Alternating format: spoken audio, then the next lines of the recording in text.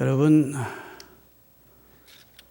우리가 구원받는데 절대 필요한 것이 있는데 예수 그리스도의 대속을 믿는 믿음만 가지고 구원받느냐? 그렇지 않습니다. 회개가 선행돼야 됩니다. 그래서 예수님이 공생애를 시작하시면서 외치신 제1성 첫 번째 첫마디가 회개하라, 천국이 가까웠다 했고, 고린도서에 보면 회개할 때 구원에 이르게 된다 그랬습니다. 회개하고 복음을 믿을 때 구원을 받습니다. 복음의 내용이 무엇이죠? 하나님이 그 아들을 우리의 속죄 제물로 주셨고, 누구든지 저를 마음으로 믿고 입으로 고백하는 자는 구원해 주겠다는 내용이 복음이라고요. 근데 그 복음을 받아들이기 전에 내가 죄인이라는 사실을 하나님 앞에 고백하고 참회할 때 구원이 이루어집니다. 예수님이 구주라는 것을 인정하는 사람은 예수님의 구원이 필요하다고 인정하는 사람은 본인이 죄인이라는 사실을 인정하는 사람이 그리스도를 주로 영접할 수가 있는 겁니다. 죄인을 대신해서 십자가에 달려 죽었다 해도 나는 죄인 아닌데 하면 예수님과 나는 상관없는 거예요. 나는 죄인인데 하고 자기 죄가 절감되고 자기 죄를 인식하고 인정하고 자백하고 그리고 내 죄를 담당하신 그리스도를 주로 영접할 때 구원이 성립되기 때문에 사도행전 2장도 3장도 우리가 어찌할꼬 할 때 너희가 회개하고 예수 그리스도의 이름으로 세례를 받고 할렐루야 성령을 받으라. 그리하면 유쾌하게 되는 행복한 삶이 너에게 보장되어 있다. 이렇게 말씀했다. 회개하고 예수 그리스도의 이름으로 세례받고, 그럼 예수 믿고 그 말이죠. 그리고 성령까지 선물로 하나님이 주시는 성령을 받으면 너희 삶에 윤택, 그러니까 유쾌하게 되고 행복하게 되는 은혜가 기다리고 있다. 이렇게 말씀하셨다고요. 그러면 회개가 무엇이냐? 회개는 자신의 죄를 뉘우치고 하나님께 용서를 구하는 것, 이렇게 말하면 그게 회개의 정의 같지만 미안하지만 약 60점밖에 못 줍니다. 자기 죄를 뉘우치고 하나님께 그 죄의 용서를 구하는 것이 회개가 아니고 그렇게 하시고 죄에서 돌이키는 것이 회개입니다. 다시 말해 죄에 거하던 지난날의 삶을 하나님 앞에 자백하고 용서를 구하고 다시는 이 지긋지긋한 죄에서 살고 싶지 않아서 죄에서 돌이키는 것, 방향을 선회하는 것, 그것이 회개라고요. 참된 회개는 이 변화를 꼭 동반하게 되어 있습니다. 참된 회개를 한 사람은 변화되게 되어 있어요. 변화돼요. 삶이 변화됩니다. 믿습니까? 그런데 이렇게 구원받는데 회개가 꼭 필요한데 이 회개를 하지 못하게 하는 장애물들이 있습니다. 그 몇 가지를 제가 먼저 말씀을 드리겠는데, 첫째는 용서의 한계가 지났다. 다시 말해서 나는 틀렸다. 나는 죄를 너무 많이 졌고 너무 큰 죄라서 아무리 하나님이시라도 나를 용서할 수 없을 것이다.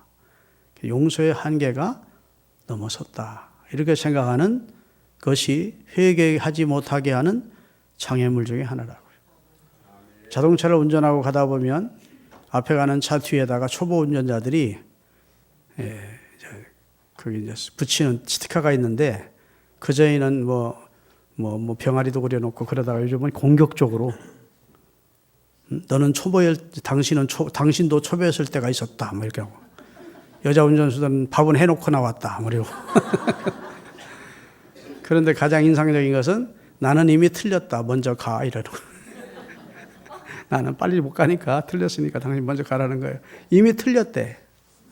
전쟁 영화를 보면 아주 전쟁이 치열할 때 한 사람이 중상을 입어서 곧 숨지게 생겼어. 그런데도 전우니까 어떻게 하든지 그 전우를 살려가지고 그래가지고 같이 후퇴를 하려고 하는데 그 전우가 하는 말이 있습니다. 나는 이미 틀렸다. 이제 당신이라도 빨리 피신해서 너라도 빨리 피신 가라. 나는 이미 틀렸다. 이런 대사들이 전쟁 영화를 보면 종종 나와요. 그것처럼 회개를 하라는데 나는 틀렸습니다. 내 죄가 너무 크고 염치 없는 죄고 하나님 앞에 감히 용서해 달라는 말을 할 수도 없고 하나님이시라도 용서 못 해줄 거다 이런 입장이에요. 누가복음 15장에 탕자 얘기가 나오는데 탕자도 그렇게 생각했습니다. 내가 아버지한테 지은 죄가 너무 크고 자식으로서 아들로서 도저히 못할 짓을 했으니까 고민한 겁니다. 빨리 돌아갔으면 좋은데 고민에다가 뒤늦게 아버지의 아들이라고는 차마 못하겠고 품꾼의 하나로만 가서 우리 아버지 집에서 양식이 풍족하니까 거기서 굶어 죽지는 말자 이런 마음으로 돌이켰는데 여러분 이것은 오해입니다. 아버지는 언제든 돌아오기를 기다리고 있었는데 그 아들이 어떤 죄를 범했어도 그것은 염두에 두지 않고 그저 사랑으로 안타까운 마음으로 돌아오기만 기다리고 있었는데 아들 편에서만 오해를 한 것이죠. 나는 염치 없어서 나는 아버지께 너무 큰 죄를 지어서 이렇게 생각하고 추조한 것이죠. 여러분 이사야서 1장 18절을 띄우겠습니다. 같이 한번 읽어보겠습니다. 여호와께서 말씀하시되 와라 우리가 서로 이야기하자. 너희 죄가 주홍 같을지라도 눈과 같이 희어질 것이요 진홍같이 붉을지라도 양털같이 되리라. 자, 여기 주홍색, 진홍색이라는 색깔을 말하는 게 아닙니다. 이건 색깔을 말하는 게 아니고 농도를 말하는 거예요. 농도. 너희 죄가 농도가 짙어서 진홍보다 더 진할지라도 상관없다. 내가 양털처럼 흰눈처럼 씻어줄게. 희게 해주겠다는 것보다 온전하게 깨끗하게 완벽하게 깨끗게 해줄게. 와 내게로 와라. 나하고 좀 얘기 좀 하자. 너 죄 농도가 아무리 짙어도 다 용서해 줄게. 이렇게 하나님은 말씀을 하고 계신 거예요. 그렇기 때문에 우리 스스로가 내 죄는 너무 심해서 너무 커서 하나님이라도 용서해 주실 수 없을 거야. 용서의 한계를 넘어섰어. 이렇게 생각하면 착각입니다. 오해하고 있는 거예요. 다윗의 죄가 얼마나 심각합니까? 다윗은 정말 나쁜 사람입니다. 남의 아내를 간음하고 그것이 들통날까 봐 그 남편을 전선에 보내서 죽게 만든 사람이에요. 오늘날로 말하면 아주 나쁜 사람. 가증하고 파렴치범이죠. 그런데 그의 죄를 나단 선지자가 와서 지적했어요. 처음에는 그도 양심의 가책을 느꼈을 거예요. 자기 충성스러운 부하 장군을 죽였는데 가책 없었겠습니까? 남의 아내를 취했는데 가책이 없었겠습니까? 하나님 모르는 사람도 아니고 처음에는 가책을 느꼈지만 한 1년 지나다 보니까 그 죄는 까맣게 있고 일상적인 생활로 돌아간 거예요. 하나님 보니까 괘씸하거든. 그래서 나단 선지자를 보내서 그의 죄를 지적한 겁니다. 자, 다윗의 입장에서는 두 가지 중에 하나를 선택해야 돼요. 이름을 죽이든지 내가 회개하든지. 아무도 모르게 지은 죄인 줄 알았더니 나단이 와서 그 죄를 정확히 지적하는 거예요. 그러면 왕의 권력을 가지고 지도세로 못 오게 부하시켜서 처치를 하든지 그렇지 않으면 그의 지적대로 하나님의 경고인 줄 알고 회개하든지. 그런데 다윗은 회개하는 길을 택했습니다. 내가 하나님께 범죄하였나이다. 눈물로 회개하면서 하나님 앞에 계속 침상에 눈물바람을 하면서 회개했더니 하나님이 용서하셨다고. 우리가 지은 죄가 다윗보다 더 파렴치한 죄는 없어요. 다윗도 용서했는데 내 죄는 너무 심해서 하나님이라도 용서해 주지 못할 거야. 그런 생각은 오해입니다. 할렐루야. 회개하면 돼요. 회개하면. 두 번째, 또 다른 오해가 있는데 죄의 횟수가 너무 많다는 데서 오는 오해입니다. 내가 같은 죄를 계속 반복하고 있다. 내가 죄를 짓는 횟수가 너무 많아서 하나님조차도 나를 용서 못하실 거다. 이렇게 생각하는 겁니다. 여러분 야구 경기에서 삼진 아웃이라는 것이 있습니다. 스트라이크 3개가 들어오는데 그걸 때리지 내지 못하면 아웃되는 거예요. 타자가. 그렇죠? 그런데 지금 우리 주변에 삼진 아웃제가 존재하고 있습니다. 처음에 실수했을 때는 경고하는 겁니다. 두 번째 죄를 범하면 벌금을 내립니다. 세 번째 또다시 같은 죄를 범하면 그때는 아주 큰 그런 벌을 받게 되지요. 음주운전을 하다가 세 번째 걸리면 면허가 취소됩니다. 알코올 도수가 얼마인지 그건 중요하지 않습니다. 횟수가 중요한 거예요. 횟수. 그러니까 세 번 걸리면 면허가 취소돼요. 한동안은 면허를 낼 수 없습니다. 죄질이 나쁘다고 여기는 것이죠. 한 번 하고 벌금 냈는데 또 하고 해서 그러면 넌 죄질이 나쁘게 보는 것이죠. 우리가 사는 세상은 첫 번째보다는 두 번째, 두 번째보다는 세 번째 이런 횟수가 반복되면 이런 사람은 상습범으로 취급해서 죄가 가중이 되는 겁니다. 우리가 하나님 앞에 회개할 때 한 번 회개하고 돌아서서 우리의 삶이 변화되면 너무 좋겠는데 대부분은 그렇지 않은 경우가 훨씬 많습니다. 공감하시면 아멘. 여러분, 내가 하나님 앞에 눈물로 회개하고 내가 잘못했구나 하고 회개했으면 그때부터 그의 삶이 완전히 달라지면 너무도 좋겠는데 사람이 육신이 연약하고 믿음이 연약하고 환경의 유혹도 이겨내기 힘든 연약한 존재이고 죄성을 가진 존재라 똑같은 죄를 또 반복하는 경우가 거의 대부분이에요. 그렇게 계속되다 보면 하나님 앞에 미안해서 회개할 생각조차 못하는 겁니다. 뭐 죄 짓고 또 회개하고 죄 짓고 또 회개하고 몇 번 똑같은 죄를 짓고 회개한 것을 거듭하다 보면 미안한 마음도 들고 죄스러운 마음이 들어서 하나님 앞에 회개하는 것조차도 미안하게 생각이 되는 거예요. 회개할 자신이 없는 분들이 많이 있습니다. 내가 회개해도 또 얼마 지나지 않아서 또 같은 죄를 범할 텐데 나는 그렇게 약한 존재인데 또 반복해서 죄를 짓게 되면 그때 또 하나님이 나를 얼마나 참 한심한 사람으로 보듯 하실까. 그래서 회개할 용기를 내지 못하는 분들이 많이 있어요. 그런데 그렇지 않습니다. 다시 죄를 연약해서 범하는 경우가 있을지라도 지금 잘못했으면 죄가 생각나면 회개하셔야 됩니다. 하나님 잘못했습니다 하는 걸 하나님이 원하십니다. 할렐루야. 삼진 아웃으로 보면 베드로는 삼진 아웃된 사람입니다. 그런데 주님이 부활하신 후 그를 찾아가십니다. 그것도 조반을 지어가지고 가십니다. 할렐루야. 잡아온 물고기를 모닥불에 구워주십니다. 이미 용서했다는 사인입니다. 네가 나 3번 부인했어도 나 용서 이미 했다. 할렐루야.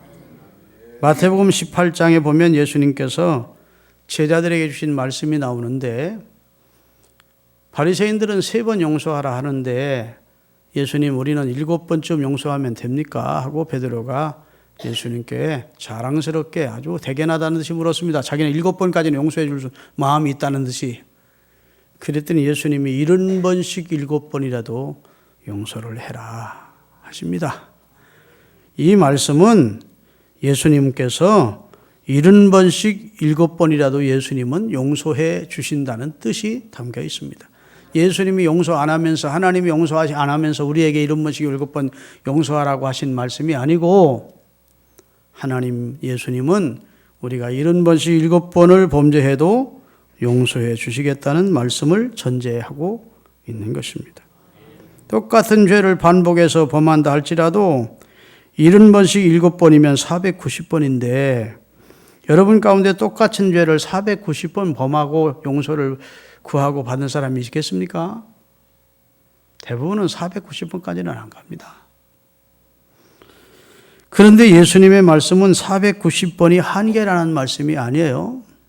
490번 용서하고 491번째부터는 용서 못한다. 그런 말씀이 아니고 한계가 없다는 말씀입니다. 똑같은 죄를 반복하며 하나님께 용서를 빌어도 하나님께서는 그 횟수를 보면서 더 이상은 안 돼. 더 이상은 용서 못해. 이러는 분이 아니시라는 말씀이에요. 할렐루야.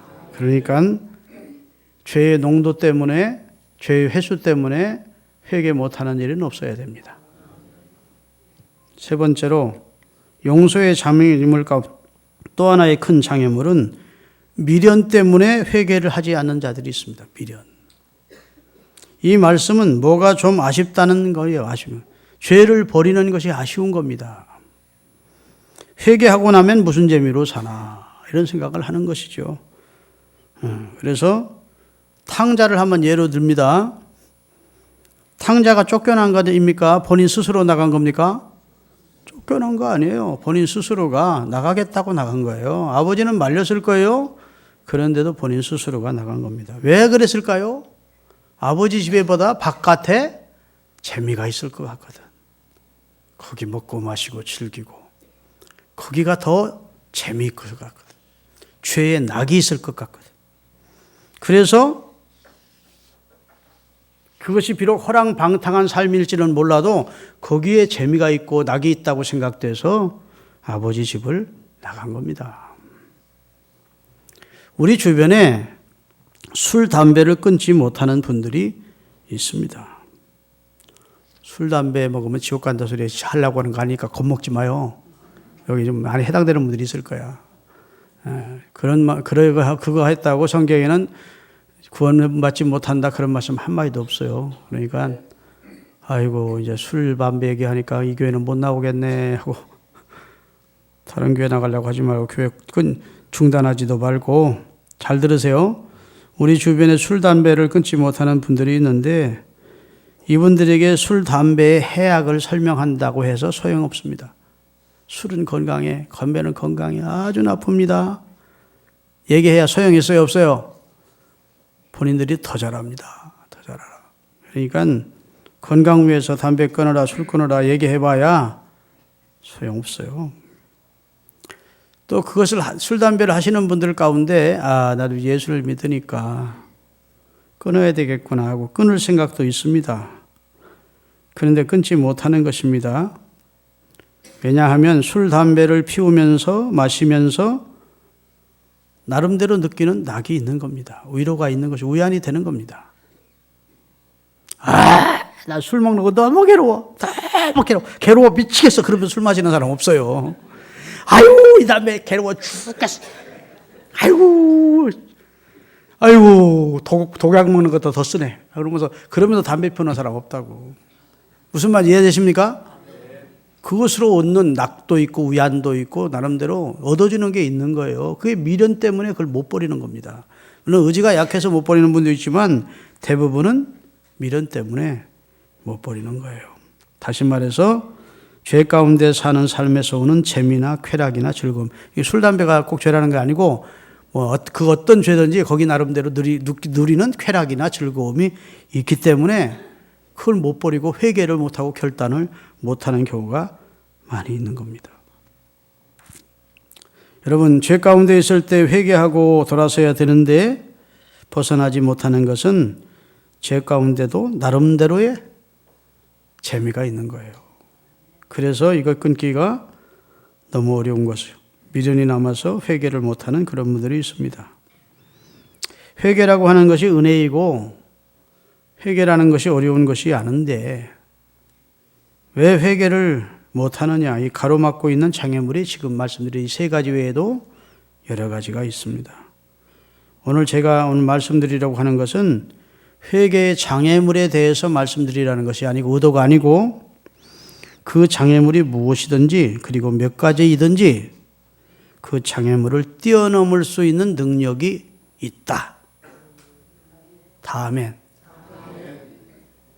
그 장애물을 뛰어넘을 수 있는 능력이 있어요. 그것을 말씀드리려고 하는 겁니다. 그 능력이 무엇이냐 하면 따라합시다. 하나님의 사랑. 하나님의 사랑이 그걸 다 뛰어넘게 하는 겁니다. 우리는 하나님의 사랑에 대해 완전히 모르는 경향이 많습니다. 교회를 다녀도 하나님의 사랑의 크기와 넓이와 깊이를 잘 모릅니다. 하나님의 사랑은 횟수의 제한이 없는 무한대한 사랑인데 우리가 그 하나님의 사랑을 잘 모릅니다. 하나님은 사랑이지 막연히 그렇게 생각할 뿐이지 하나님이 얼마나 큰 사랑으로 우리를 대해 주시는지 얼마나 깊고 높은 사랑을 가진 큰 사랑이신지를 우리가 잘 모른다고요. 우리가 만들어 살고 있는 이 세상에는 운영의 원리가 있습니다. 이 사회나 국가가 그 운영의 원리가 있는데 그 운영의 원리 가운데 핵심이 법이라는 겁니다. 그렇죠? 법을 만들어 놓고 법을 제정해 놓고 나라를 운영합니다. 만약 법이 없다면 무법천지가 될 거예요. 법 때문에 한 주먹 때리고 싶어도 그랬다가는 폭행죄로 들어갈까 봐 못 때리는 경우도 있고, 법이라고 하는 것이 제정돼서 이 사회라는 공동체가, 국가라는 공동체가 운영이 됩니다. 법을 범하면 벌을 받는다.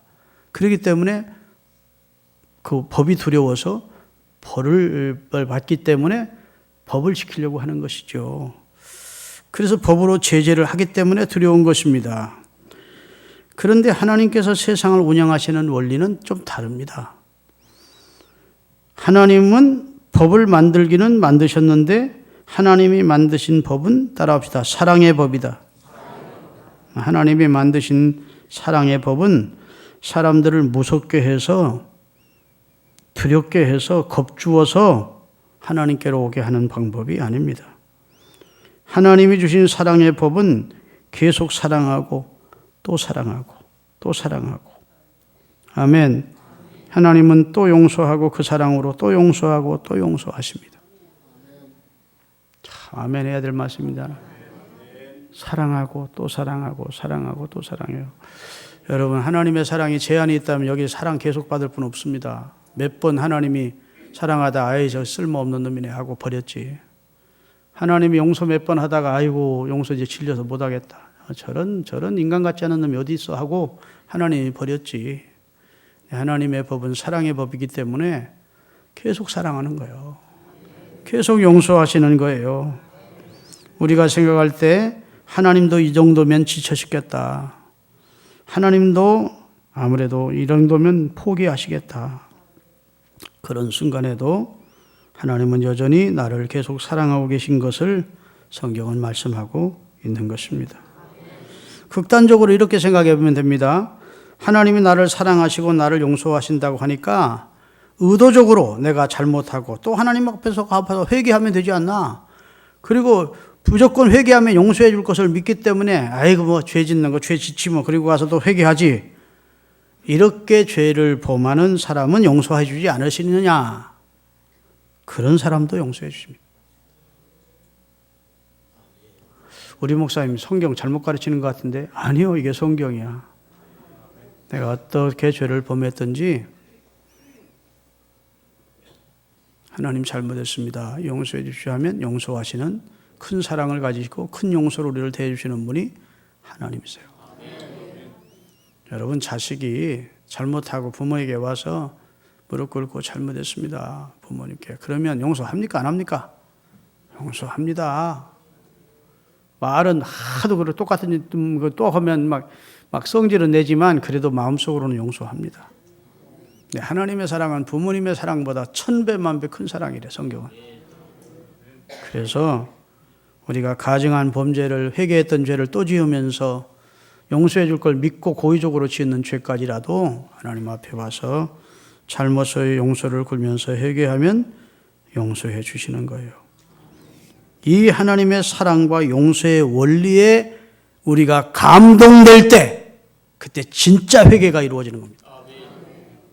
그때까지 하나님은 용서를 계속하시고 그때까지 사랑을 계속하시고, 그리고 그 사랑이 막 가슴에 탁 부딪혀오면서 이야, 하나님은 정말 큰 사랑으로 날 사랑하시는구나, 하나님이 정말 큰 사랑으로 나를 용서하시는구나 하는 걸 알고 될 때 그때 진짜 눈물 콧물이 나오고 그때 변화의 역사가 일어나는 거예요.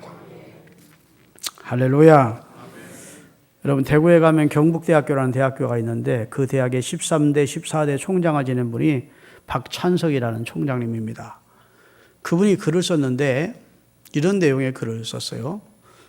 그분의 고향은 경남 산청이라고 하는 아주 산골 마을이었는데 아버지가 보통 학교도 못 나온 그런 무식한 분이었고 집에서 가난하게 농사를 지으면서 큰아들 찬석이를 여기서 계속 데리고 있으면 농사꾼밖에 안 되겠다 싶어서 돈 조금 있는 거 마지게 정리해서 일부를 정리해서 유학을 보낸 거예요. 그때 유학이라는 것이 미국으로 보낸 게 아니라 대구시로 유학을 보내서 대구 중학교에 들어간 겁니다. 그리고 이제 기숙사비도 대주고 뭐 이러면서. 근데 한 학기를 마치고 나니까 68등 한 거예요. 그때는 한 반이 많았어. 꼴등한 거예요. 그러니 이제 방학 줘서 집에를 가야 되는데 아버지한테 그 통지표를 내놓을 수가 없으니까 우리 아버지 무식하니까 바꾸자, 위조하자 해서 위조를 해가지고 간땡이도 그게 1등이라고 해가지고.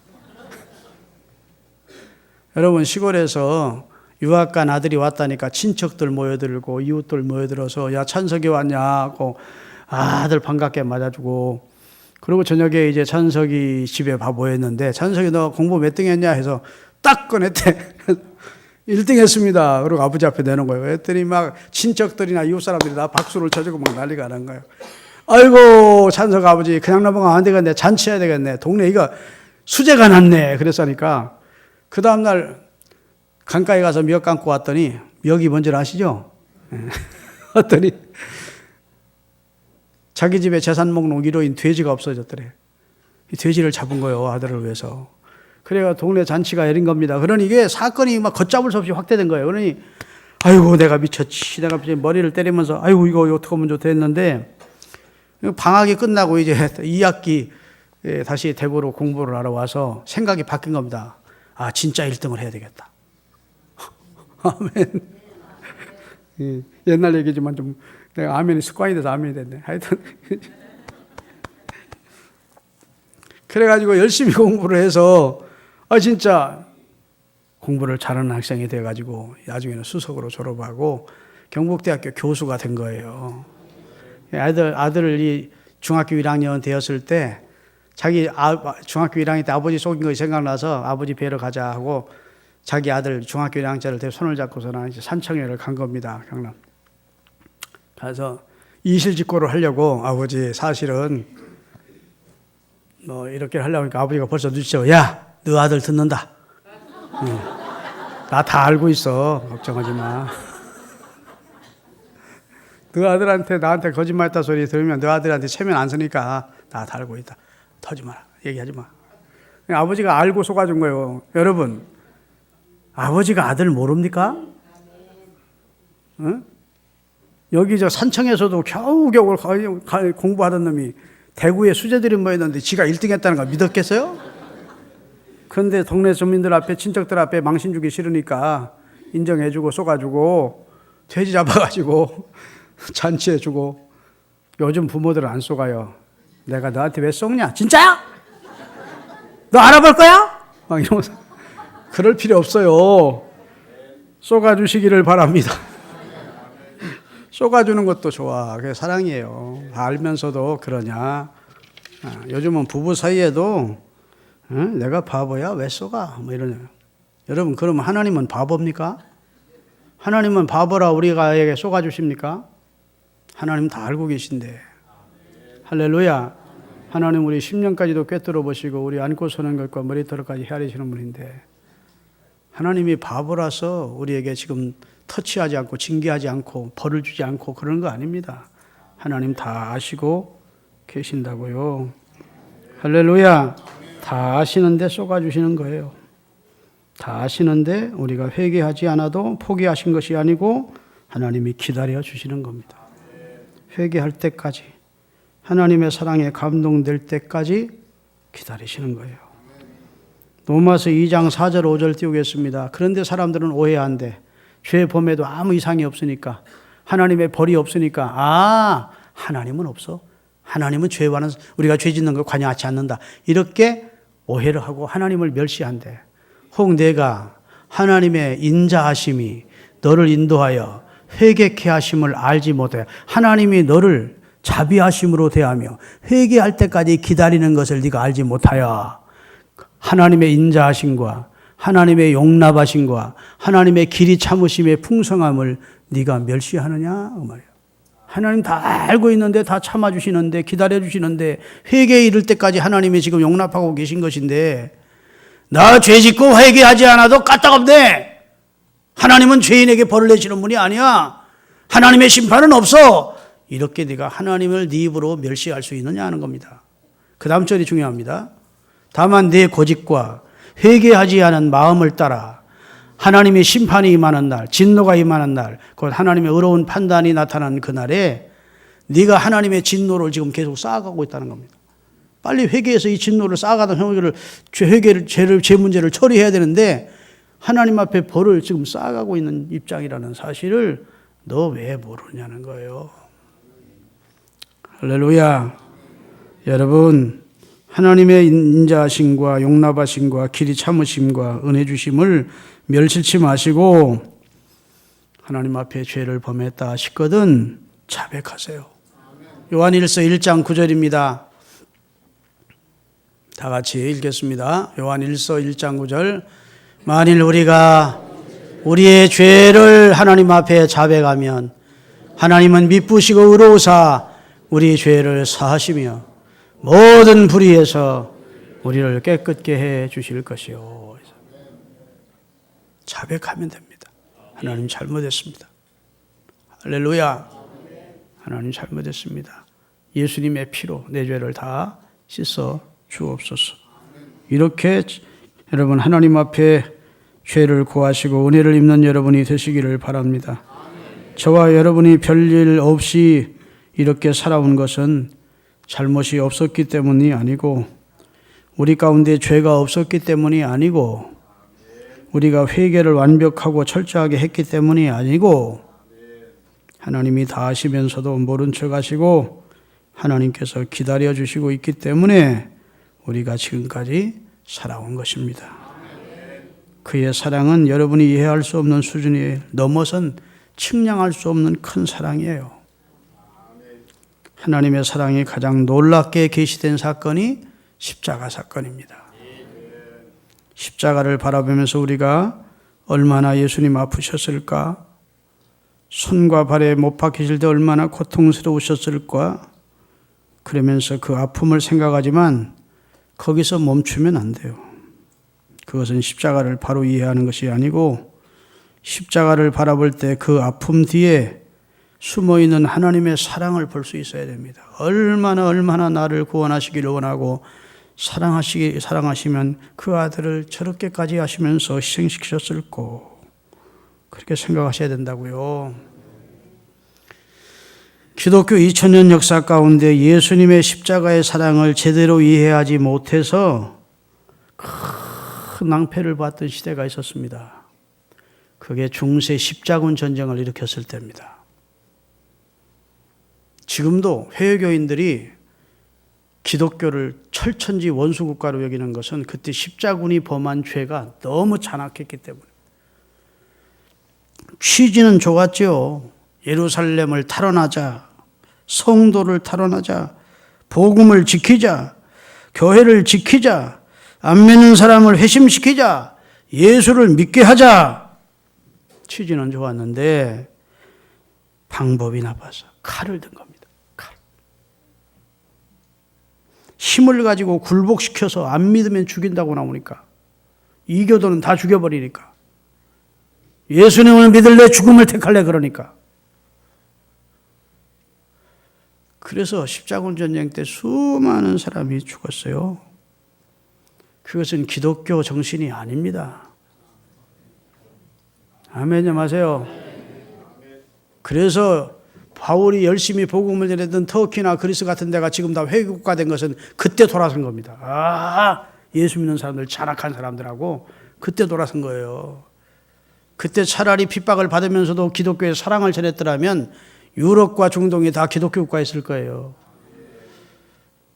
그렇게 하나님의 사랑으로 끝까지 기독교 정신은 사랑인데 칼을 들어가지고 굴복시켜서 예수를 믿게 하겠다? 여러분, 하나님은 안 믿으면 죽인다 그러시는 분이 아니에요. 아멘. 이렇게 무섭게 협박해서 예수 믿게 하시고자 하시는 분이 아니에요. 우리가 잘못하고 범죄를 해도 하나님은 모른 척 하시고 못 본 척 하시고 속아주시고 기다려주시고 그러시는 것은 하나님이 우리를 향한 인내의 사랑입니다. 그리고 오히려 우리 죄를 대신해서 그 아들을 통해서 우리 죄값을 치러주시고 기다리시는 거예요. 내 아들을 받아들이거라. 내 아들을 믿어라. 이렇게 기다려 주시는 것입니다. 할렐루야. 오늘 저와 여러분은 어떤 하나님을 믿으십니까? 십자군의 하나님을 믿습니까? 아니면 십자가를 통해 우리에게 사랑을 베풀어 주신 은혜의 하나님을 믿습니까? 은혜의 하나님을 믿으십시다. 십자가에서 내가 지은 죄와 앞으로 지을 죄까지 다 담당하시고 십자가에서 내 죄를 속량해 주신 하나님을 믿으십시오. 도대체 내가 뭐라고 나 같은 것을 위해 그런 희생을 하셨단 말인가? 그 사랑에 감격해서 그분이 그래도 계속 용서해 주심에 감동해서 그것이 마음에 부딪혀와서 하나님 정말 제가 잘못했어요. 이제는 새롭게 살기를 원합니다 하고 회개할 때 하나님이 죄인 하나가 회개하고 돌아오면 집안에 있는 99보다 더 기뻐하고 잔치를 연다고. 진짜 회개가 하고 돌아오기를 하나님은 기다리시는 거예요. 내 너를 위하여 몸버려 피 흘려 내 죄를 속하여 살 길을 주었다. 이렇게 널 사랑하는데 아직도 회개 안 할래? 이렇게 아직도 내 사랑을 받아들이지 않을래? 하나님이 그러시는 거예요. 그 사랑을 받아들이십시다. 그리고 잘못된 것은 하나님 내가 잘못 살았습니다. 잘못했습니다. 예수님의 보혈로 저를 다 씻어서 저를 깨끗게 해주십시오. 자, 그 다음에 오늘 목사님 본문은 엉뚱한 데 읽어놓고 이 말씀은 한마디도 터치를 안 해. 이제 오늘 본문이야. 큰일 났어요, 여러분. 앞으로 설교 1시간 더 할 거야. 자, 이렇게 회개해서 하나님의 사람이 되면 어떻게 살아야 되느냐. 이 얘기를 말씀하는 거예요. 오직 너 하나님의 사람아.